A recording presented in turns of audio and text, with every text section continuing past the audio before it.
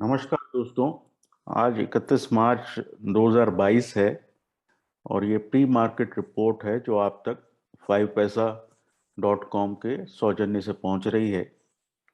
अब आज सुबह की खास खबर ये है कि ब्रेंट क्रूड जो कल 112 के आसपास था वो वापस 107.5 पे आ गया है।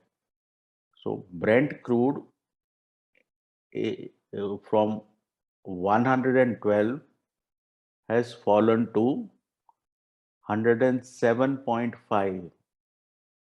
ये बड़ी खबर है। बाकी वॉर फ्रंट पे कोई ऐसी नई डेवलपमेंट नहीं है। ऑब्वियसली पीछे बातचीत कंटिन्यू हो रही होगी, बट अगर वॉर पे कुछ वर्स नहीं हो रहा तो वो एक अच्छी खबर है। कल हम S&P 500 की बात करें तो वहां पे रात को गिरावट हुई और एक पॉइंट पे S&P 40 प्लस पॉइंट्स डाउन था और एंड में वहां पे कुछ रिकवरी देखने को मिली, जहां 4580 से वापस हम 4602 पे बंद हुए। आज डाउ फ्यूचर्स ऊपर है कुछ 80 पॉइंट, S&P ऊपर है कुछ 18 पॉइंट। और इस वक्त अगर हम निफ्टी अप्रैल देखें तो वो जो है कल एक पॉइंट पे 17,510 पे पहुंच गए थे रात को, और अभी जो है वो 17,585 पे हैं।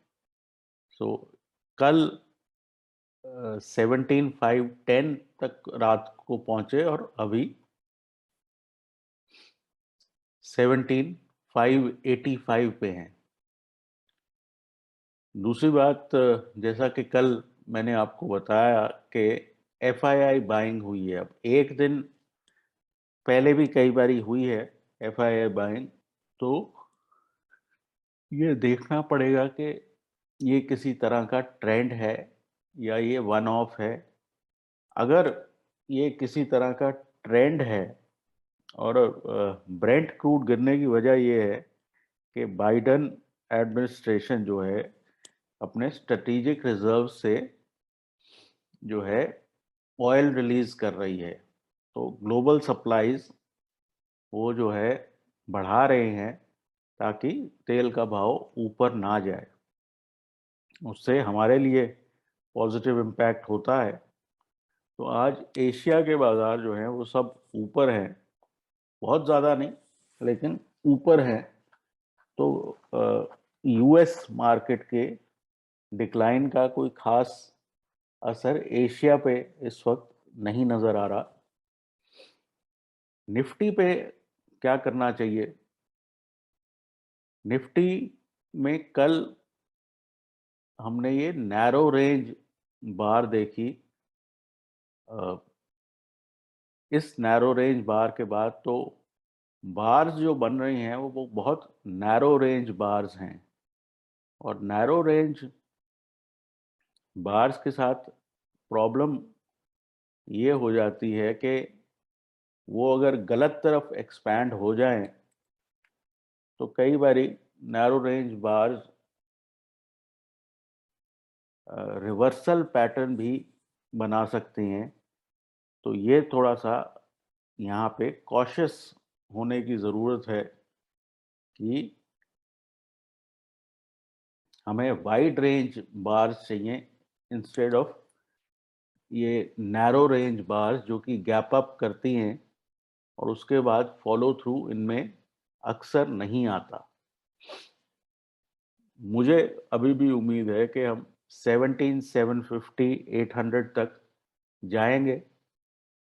शायद आज नहीं, बट आने वाले कुछ 2-4 दिनों में अगर जो है FII बाइंग कंटिन्यू रहती है और अगर ग्लोबल मार्केट स्टेबल रहती हैं तो ऐसी उम्मीद करनी चाहिए कि अपसाइड में निफ्टी मूव कर सकता है। तो ये जो है ये नैरो रेंज बार है। अब 17,525 के ऊपर आप खुलते हैं और वहां से ऊपर चलना शुरू करते हैं तो आपको और अपसाइड नजर आनी चाहिए। यहाँ पे इंट्राडे प्लेयर्स के लिए स्टॉप जो है इस बार का लो जो कि 17,400 420 के आसपास होना चाहिए। तो यहाँ का आप स्टॉप लगा के इंट्राडे बेसिस पे लॉन्ग पोजीशंस निफ्टी पे ले सकते हैं। बैंक निफ्टी में ऑयल के गिरने की वजह से यहाँ भी हो सकता है कुछ अपसाइड बने। यहाँ पे अब अगला रेजिस्टेंस है 36,720, यहाँ तक रैली हो सकती है। और अगेन इंट्राडे बेसिस पे ये नैरो मूवमेंट जो है इसके ऊपर अगर हम खुल के ट्रेड करते हैं 36,420 के ऊपर तो हम यहाँ 36,150 का स्टॉप लॉस रख सकते हैं और ऊपर की तरफ 36,700 750 का टारगेट बन सकता है। तो आज बड़ा की डे है, एक तो एक्सपायरी है और ऊपर से ये जो नैरो रेंज बार है इसमें कई बारी एंटी क्लाइमैक्स हो सकता है तो उस चीज का ध्यान रखने की जरूरत है। इंडिविजुअल स्टॉक कॉल्स इसमें आज ये देखने की बात है कि अगर एफआईआईज बाय कर रहे हैं तो उनके फेवरेट स्टॉक्स में तेजी बने रहने की का जो है स्कोप है। तो आईसीआईसीआई बैंक बाय करे 722 का स्टॉप, 745 का टारगेट।